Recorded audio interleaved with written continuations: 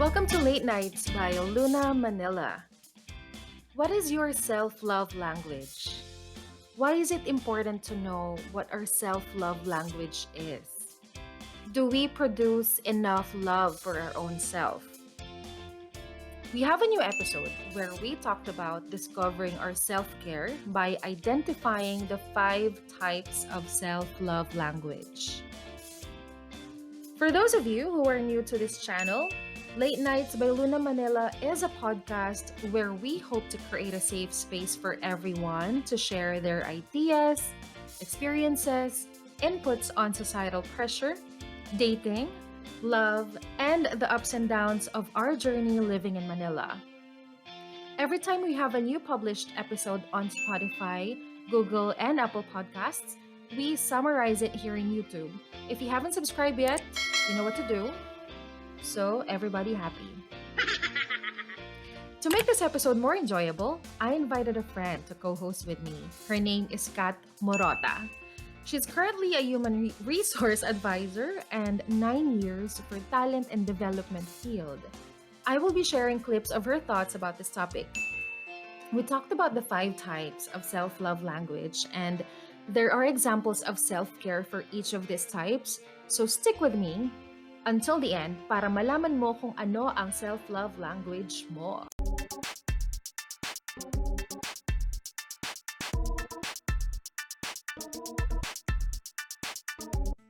As mentioned, today we're going to talk about discovering our self-love language. Sabay-sabay tayo, hindi ko kayo tuturuan, hindi ako teacher. I thought about this topic because people tend to incorporate our values and what we do to ourselves to other people, followed by expectations.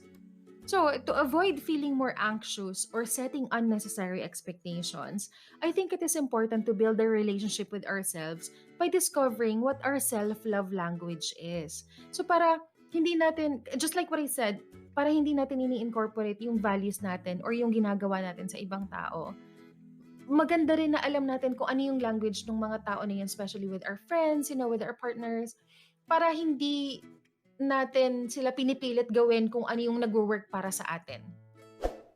We started the episode by defining self-love. For me, it's about taking care of your own needs and not sacrificing your well-being to please others, not settling for less than what you deserve, prioritizing yourself. Self-love is loving your body, soul, and mind kahit gaano man ka-cliche yun, totoo yun. I'm going to share a clip of what Kat had to share about this. So, for you, how do you define self-love?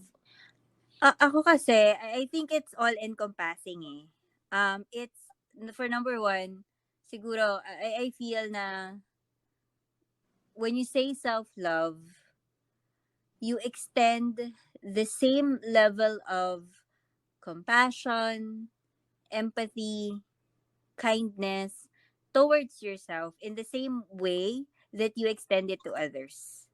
Why is self-love important? It's the key to your mental well-being, and it keeps depression and anxiety at bay. Kasi with the modern society, we are somewhat being told like being busy is good, working long hours is good, learning new skills, new language is good, bagong TikTok is good. I'm not against TikTok, pero yun na nga. So we are getting stuck by these things. It's like there's a hidden competition with each other or even with ourselves. Therefore, we are being too hard on ourselves tuloy.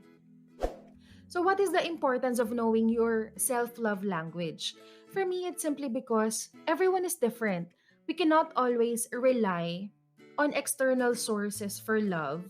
Kaya we need to understand our own language. Once we know what our self-love language is, we can communicate this to our friends and loved ones.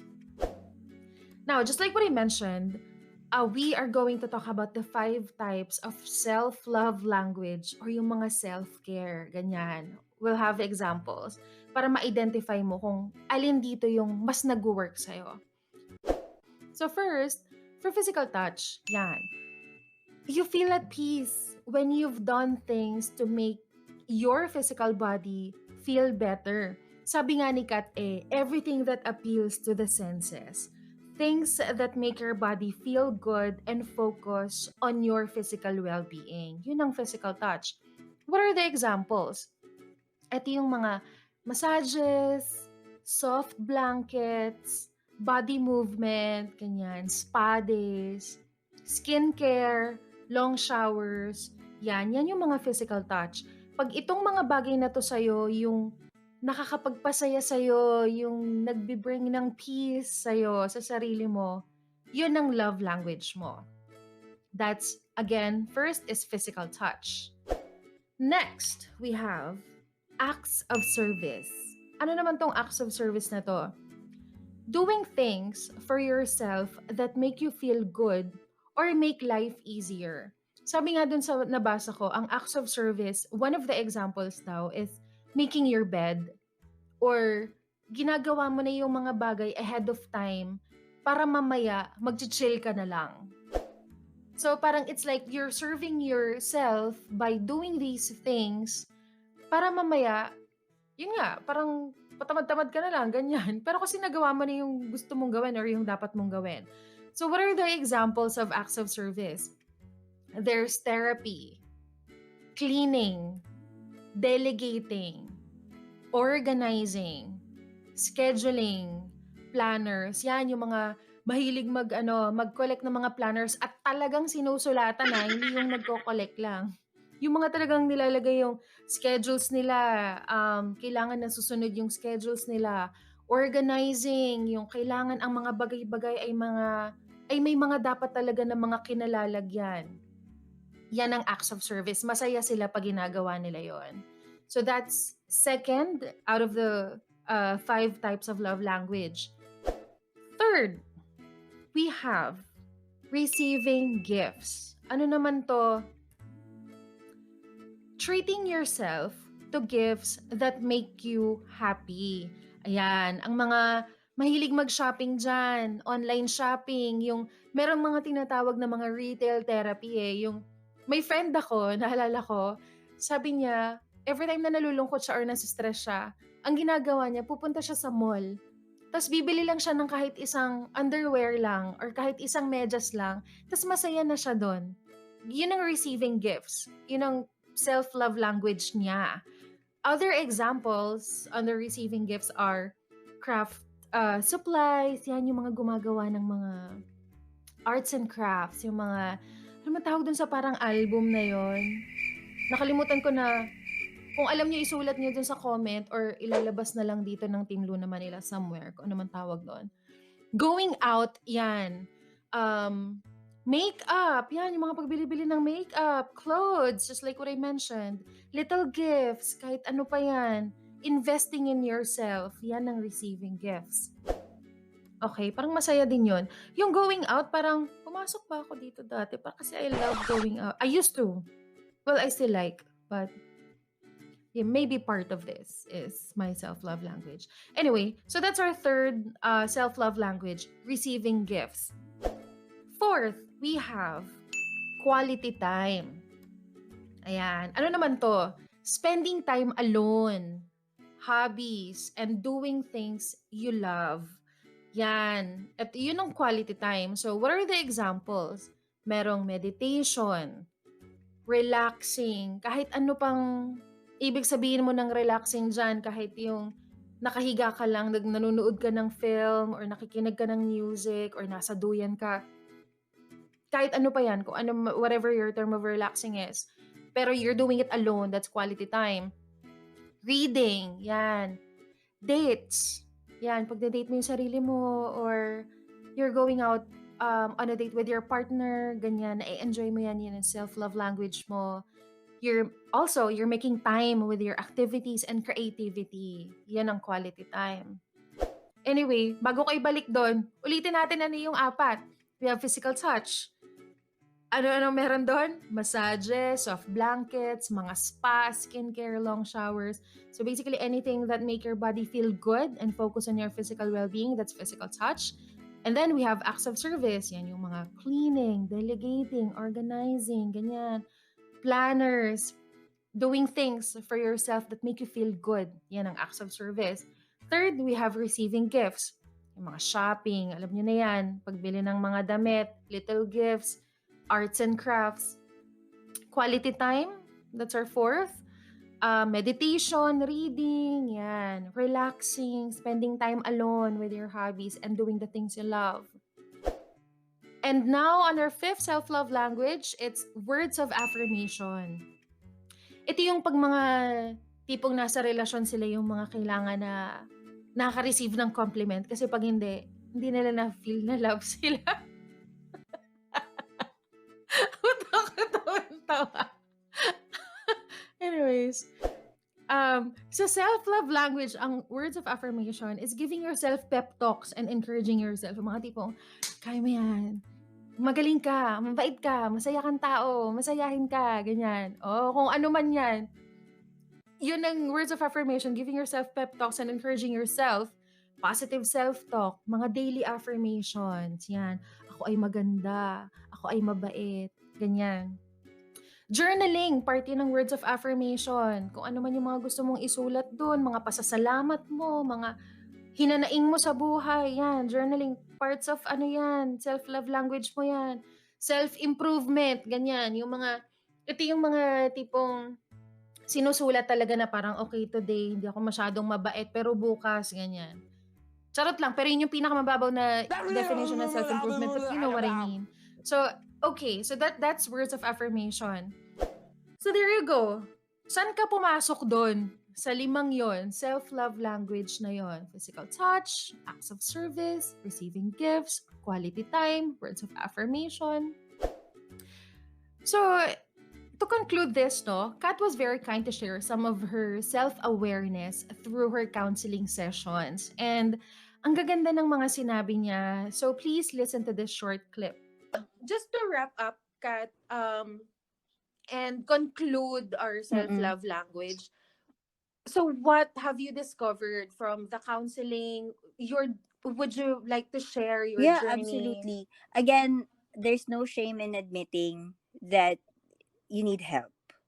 It starts off with that. When there are certain things that used to work or hindi ka na nakakapag-function, wag mo nang intayin na dumating ka sa ganung point. I feel, at least for me, na don't let it disrupt or don't let it reach that point that it has disrupted everything in your life. Kasi madami pang ibang aspect yung buhay mo. Madami ka pang ibang roles. And if you're not functioning well, or if ikaw sa sarili mo, you're unwell, you won't be able to fulfill those roles as effectively as you should. Right? So that's number one. The being able to admit to yourself that you need help. And second is be comfortable with uncomfortable emotions, uncomfortable discussions, because it will come out talaga. All right. To wrap up this episode summary, self-care or self-love language is a journey.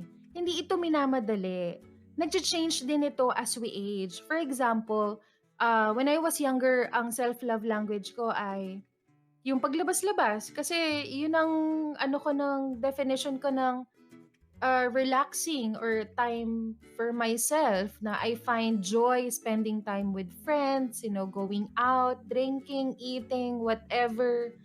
Pero, syempre, as we age, nagbabago yun eh. Tinatamad ka na. Gusto mo na lang nasa bahay ka. Ang definition mo na ng relaxing ay by staying at home. Hindi dahil lang sa pandemic, but you're staying at home and watching a good film or spending quality time with your loved ones. Nagbabago siya, so wag mong mamadaliin. It's a journey. It's a journey to enjoy, to discover what your self-love language is. So, pwede mong alamin, ano yung nag-work sa'yo? Words of affirmation ba? Meditation ba? So, dun pumapasok yung quality time, di ba? Physical touch ba? Mas nag-enjoy ba ako ng massages or pag nagkokolekta ako ng mga malalambot na unan or kumot, ganyan? Or mas na-e-enjoy ko ba ang pag nagsusulat ako sa planner or nagjo-journaling ako?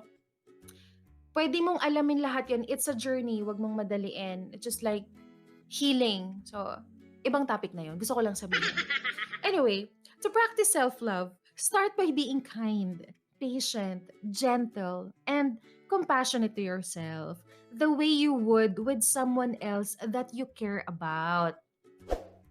Sabi nga nung sa nabasa ko ay, a person who practices self-love will never need to depend on others to be happy. And it is an empowering feeling to be happy on the inside. Ang ganda, di ba? To listen more about this episode, please click any of the podcast link below in the description box. Let me know what you think. What have you discovered about yourself with the help of this topic? And finally, what is your self-love language? I would love to hear from each one of you, so please let me know about it. Share with me your story by commenting down below or by following me and sending me a message on Instagram at Luna_Manila. Thank you everyone for listening. Till our next episode. All love, no hate.